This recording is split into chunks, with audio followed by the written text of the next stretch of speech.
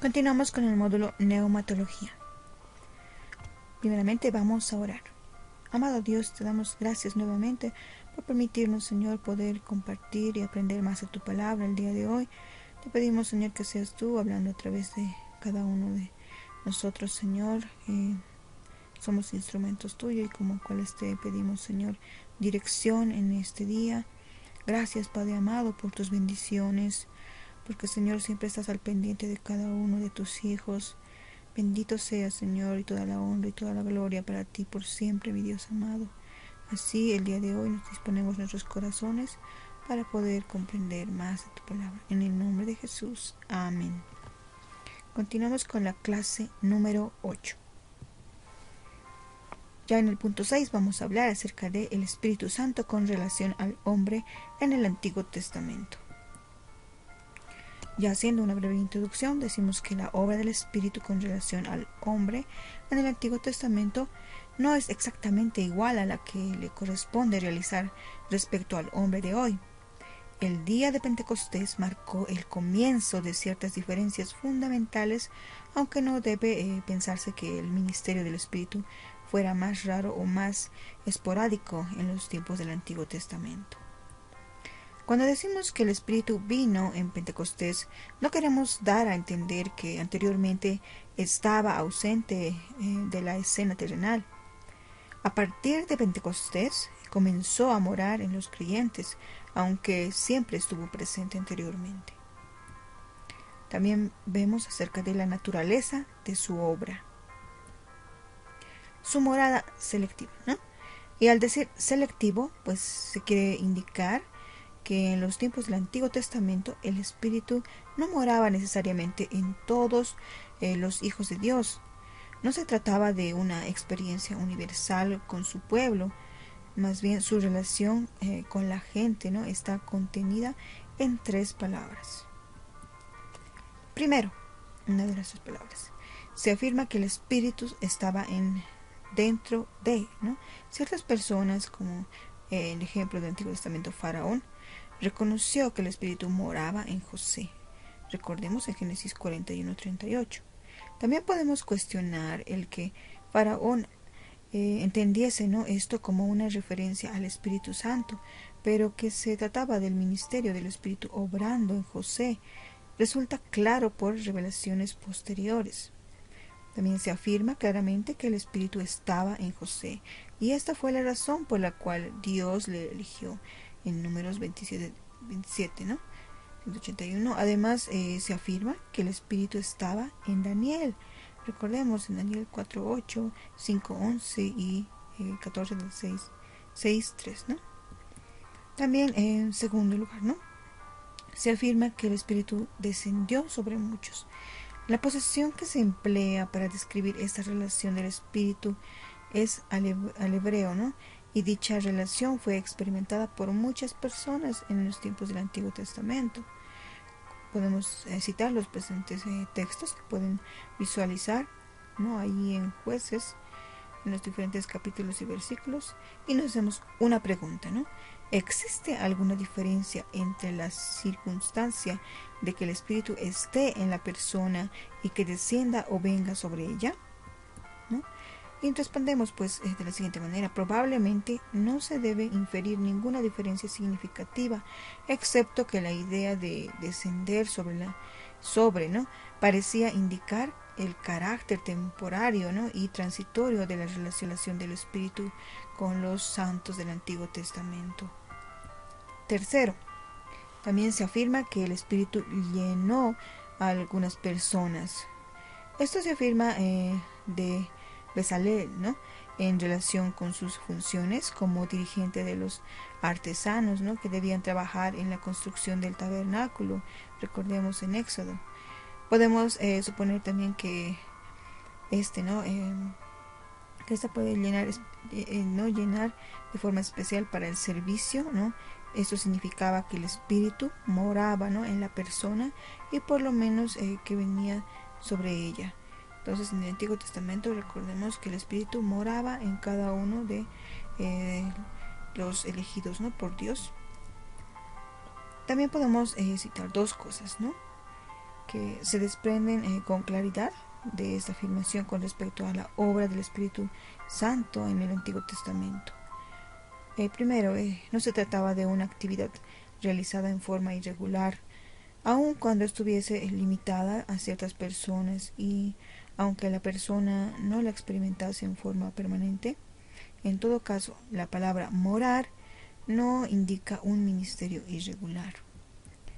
Segundo, no obstante, se trataba de un ministerio diferente del que comenzó con el Pentecostés, porque el Señor caracterizó, ¿no?, a uno con la palabra con, mientras que al otro con la palabra en.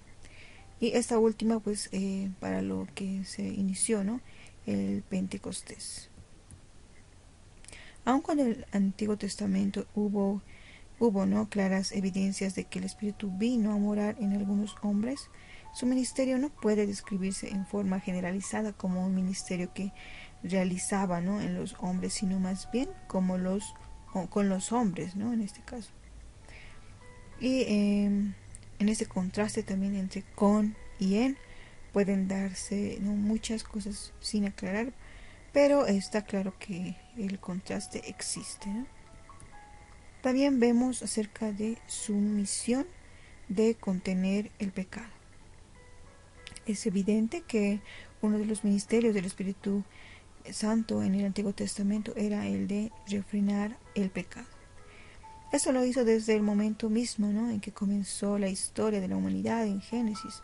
Los mismos hombres y títulos que llevaba tienen que, ¿no?, haber obrado como factor de contención para el hombre que lo tenía, ¿no?, en cuenta. Esto cita en Nehemías y Salmos. También vemos la capacitación para el servicio. Ya hemos mencionado el hecho de que Besaleel fue especialmente investido para la tarea de la construcción del tabernáculo. Y esta habilitación, ¿no?, sobrenatural no excluía sus habilidades naturales, sino que se agregaba a ellas.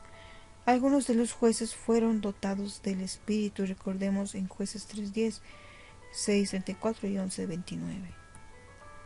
Entonces, este ejemplo, ¿no?, de la fuerza de Sansón fue resultado de la venida del Espíritu Santo sobre él, recordemos en Jueces 14:6. También cuando David fue ungido rey por Samuel, desde aquel día, ¿no?, en adelante el Espíritu de Jehová vino sobre él. Esto nos dice 1 Salmos 16:13. 1 Samuel, perdón. El Nuevo Testamento nos revela, ¿no?, que el Espíritu que obraba en los profetas les daba, ¿no?, discernimiento y sabiduría. Esto nos dice 1 Pedro 1:11. También las limitaciones y su obra en su extensión, ¿no? Los textos bíblicos ya mencionados anteriormente indican claramente que no todas las personas disfrutaban de las ventajas del Espíritu Santo, ¿no?, y de que ésta estuviera en ellas o morara en ellas. Ni siquiera en Israel, pues se trataba de algo universal. Los que no pertenecían al pueblo de Israel poco o nada sabían del ministerio del Espíritu Santo con el individuo. El hecho de que el nuevo pacto no prometiera a Israel un ministerio del Espíritu en mayor medida que la que habían conocido bajo el antiguo pacto, constituye prueba, ¿no?, adicional de que su ministerio para los del viejo pacto era limitado. Esto también lo encontramos en Isaías 59:21 y Ezequiel 39:29. También algo muy importante, las limitaciones de su duración. ¿Cuáles eran esas limitaciones? Pues en la época del Antiguo Testamento, el Espíritu Santo podía ser retirado de las personas, así como el ejemplo de Sansón, ¿no?, fue dotado por el Espíritu desde lo que se menciona en Jueces 13:25 hasta que Dios retiró de él su espíritu, según se indica, ¿no?, en Jueces 16:20. También el espíritu se apoderó de Saúl, ¿no?, en 1 Samuel 10:10. Si bien posteriormente se retiró de él, después de su gran pecado, pues David le rogó a Dios que no le quitase el espíritu. Recordemos en Salmo 51:11. Y esta oración, que no se encuentra nunca en el Nuevo Testamento, ¿no? En contraste con esa naturaleza temporaria, ¿no?, de la relación del Espíritu con los hombres en el Antiguo Testamento, el Señor prometió que en la época actual el Espíritu Santo nos sería dado en forma permanente y eternamente. Y nos dice así, ¿no? Y yo rogaré al Padre y os dará otro consolador para que esté con vosotros para siempre. Esto nos dice en Juan 14:16. Entonces el Espíritu Santo venga a morar en forma universal siempre que se trate de creyentes, ¿no? Y permanente se refiere a que constituye un rasgo, ¿no?, distinto a la de la época actual de la gracia, algo que no se conocía, ¿no?, en los tiempos del Antiguo Testamento.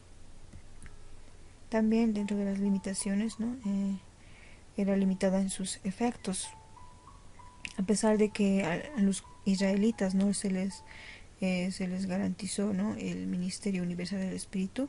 Todo Israel se benefició con su ministerio. Se trataba de un ministerio general a la nación con el que otros pueblos no contaban, pero dicho ministerio no incluía el requisito, ¿no?, de que morase en todos los individuos dentro de la nación.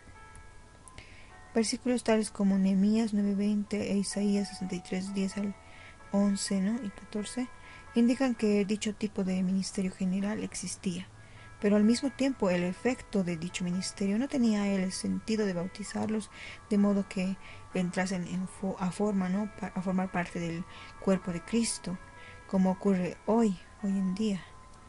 El hecho mismo de que el Señor dijera que el bautismo del Espíritu era algo para el futuro, recordemos en Hechos 1:5, demuestra que los santos del Antiguo Testamento no conocieron dicha experiencia. Más todavía, el Señor Jesús también declaró, ¿no?, que el poder de una vida llena del Espíritu era algo para el futuro en relación con la época de su propio ministerio terrenal.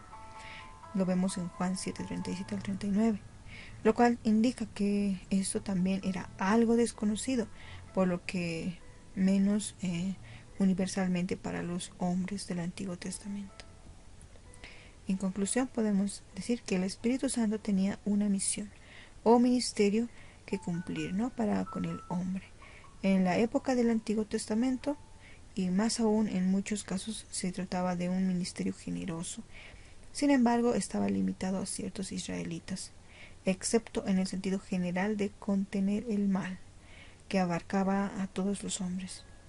Y aun cuando es cierto que vino a morar en algunos hombres, que descendió sobre unos y llenó a otros, nada de esto tuvo carácter universal ni permanente, ni siquiera en Israel. Además, hay ciertos ministerios adicionales que el Espíritu no llegó a realizar hasta el día de Pentecostés. De esa manera habríamos concluido con la lección. Vamos a dar gracias a nuestro Padre. Amado Dios, nuevamente te damos gracias por la vida, Señor, que tú nos das, por el privilegio de poder compartir y aprender de tu palabra, Señor. Te pedimos que sigas obrando en cada vida, Señor, de tus hijos. Tú los ayudes ahí donde se encuentren, en sus hogares, con sus familias. Provéeles, susténtales de lo necesario. Padre amado, te pedimos solamente lo necesario, porque tú, Señor, eres fiel con cada uno de tus hijos y le das a cada uno, ¿no?, conforme a lo que necesita. Muchas gracias te damos, Padre, por todo ello. Y te pedimos, Señor, que nuevamente nos reúnas, ¿no?, para poder continuar con estos estudios bíblicos. Danos sed y hambre de tu palabra y para así poder continuar, Padre amado, en tu obra. En el nombre de Jesús. Amén.